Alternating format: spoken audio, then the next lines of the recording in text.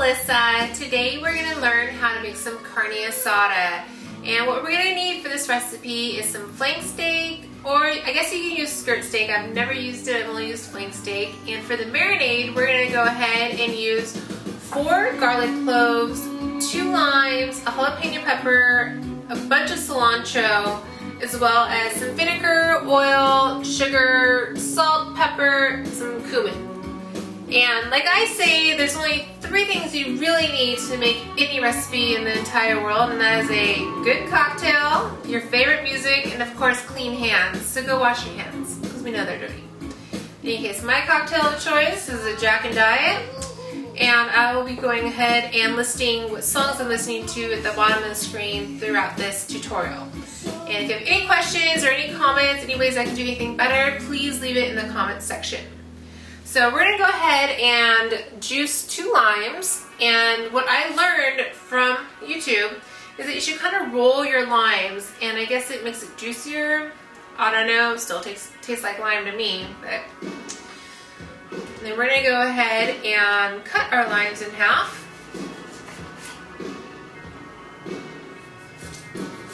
Ooh, you hear that juice? See what I'm talking about? And then I got this fancy juicer for my wedding, so I recommend all of you get married because you get a lot of cool stuff. In any case, and just squeeze as much juice as it will go out. Next, we're going to go ahead and cut up our 4 garlic cloves that we have. And I actually took a cooking lesson once at Sterlitog, so Sterlitog, feel free to send me anything. And they taught me how to cut up garlic without having to just kind of go all over the place and having to peel everything because, you know, it gets kind of messy. So what you're going to do is you're going to cut off this little end part right here with your knife, and then peel as much as you can off. You're not going to get everything, but as much as you can. And then lay it flat, put your knife over it, and bam, like that, just like emerald. And the rest of the skin just peels right off, so it makes it really easy. So we're going to set that aside while we do the other 3 garlic cloves. Alright, so now we're going to take these and we are going to mash them with our handy dandy garlic press into our lime mixture that we're making right here. So you just kind of pile them all in like that. Do one at a time if you want, do a bunch. I'm not that much strong, so I do one at a time. Cocktail time. Alright, next up, we're going to go ahead and, by the way, all of this has already been cleaned, so please clean your fruit because have you seen people at Walmart or at the grocery store?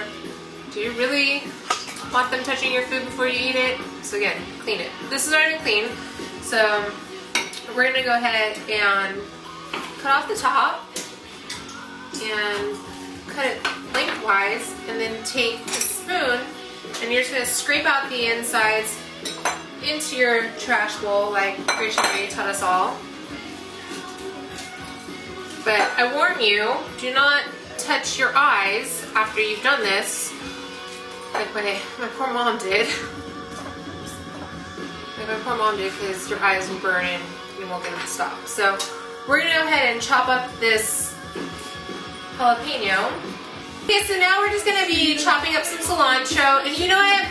I used to try and pick each leaf off when I had some time, but actually it turns out that the stems of the cilantro actually have a lot of flavor in them, so don't feel bad if you include a couple stems. You obviously don't want to just chop up the stems because that might not taste as good, but you know, a little stem with the leaf, you're fine.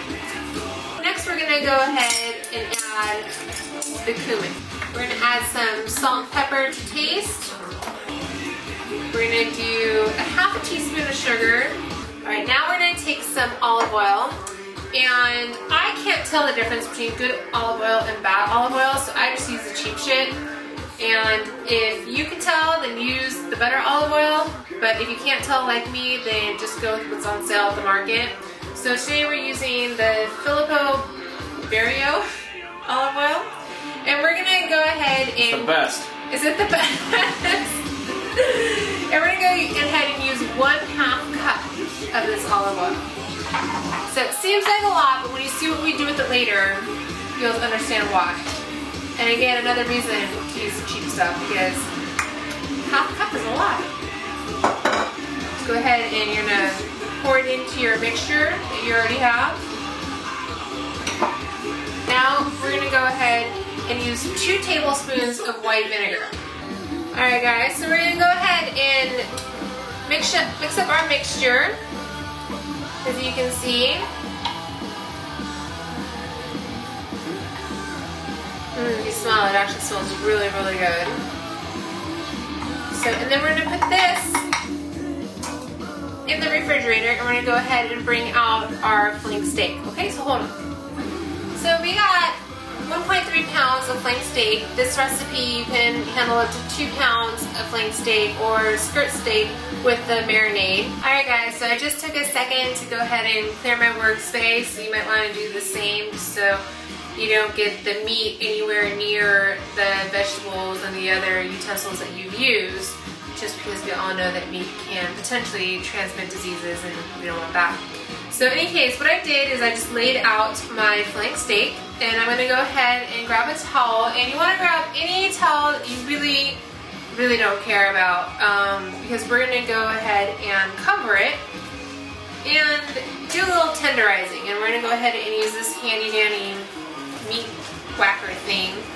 And all the utensils I've used today, there's other ways around it. Like if you don't have a lime juicer, you know, just squeeze the lime really hard and get as much lime juice out as you can. If you don't have a garlic press, then go ahead and just chop up and mince that garlic as much as you can. And if you don't have a meat tenderizer, you can always just take a fork and just, this sounds terrible, but stab the meat a bunch of times until it's tenderized. The idea is that the marinade that we're going to put over it gets into the meat.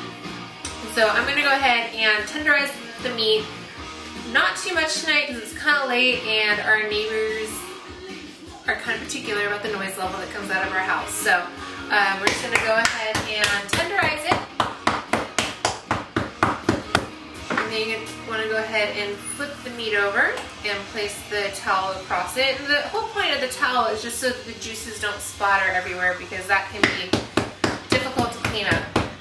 We're going to take the meat and put it in any kind of flat bakeware pan that you have.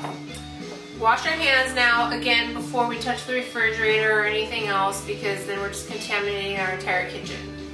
This is what we made earlier. Doesn't it smells delicious? I can't wait for smell-o-vision, and then you guys can actually know what it smells like. And we're going to go ahead and pour it over our meat.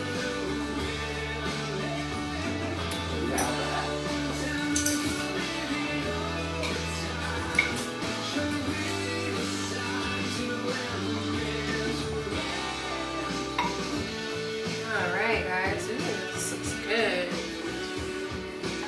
Now you can go ahead and marinate it for anywhere between 1 hour to 24 hours. And we are actually going to marinate it for 24 hours because we're going to eat it tomorrow night. So, and then I would just pick up the meat and flip it over.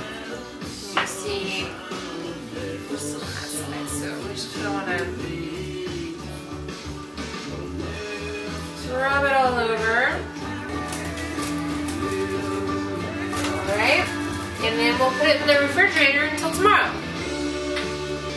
Alright, so we're good for tonight, and we will see you back here through the magic of television, and we'll show you how to go ahead and cook your carne asada. So, see you tomorrow. Hey there everybody in YouTube land. So we're here the next night with our carne asada, ready to grill it.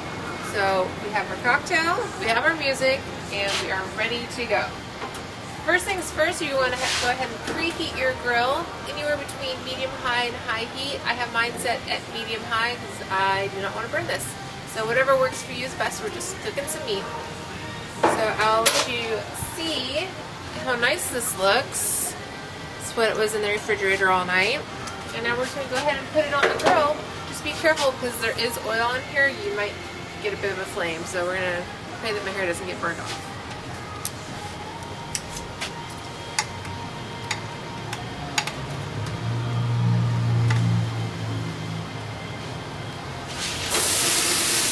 Like so. And we're gonna go ahead and let this cook for about 5 minutes on each side, depending on how well done you want it or how rare you want it. Obviously, the more well done, the longer you cook it, the more rare, the less time you cook it. And then, like I said last night, the more that you tenderize the meat, the thinner the meat will get and the faster it will cook. And since we didn't tenderize it that long last night due to the neighbor situation, it's gonna cook a little bit longer. Flip this bad boy. Nice. Alright guys, I don't know if you can see this outside, but it looks delicious. We're gonna go in and cut it up, alright? I'll see you in a second. Alright, so through the magic of television, we're back in the kitchen and our meat has rested for exactly 5 minutes. So we are gonna go ahead and slice it and prepare it for our meal here.